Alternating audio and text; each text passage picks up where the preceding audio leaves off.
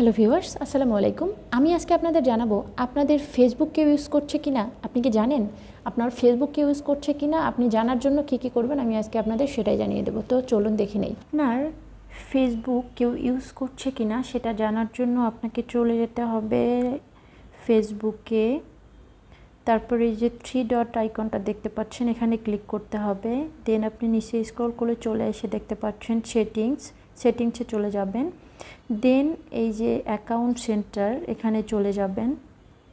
Account সেন্টারে আসার পর দেখতে পাচ্ছেন পাসওয়ার্ড অ্যান্ড সিকিউরিটি, এখানে ক্লিক করবেন। এখানে ক্লিক করার পর দেখতে পাচ্ছেন হোয়ার ইউর লগিং ইন, এখানে ক্লিক করবেন। দেন এই যে আপনার ফেসবুক অ্যাকাউন্টের নাম রয়েছে সেখানে আপনাকে ক্লিক করতে হবে।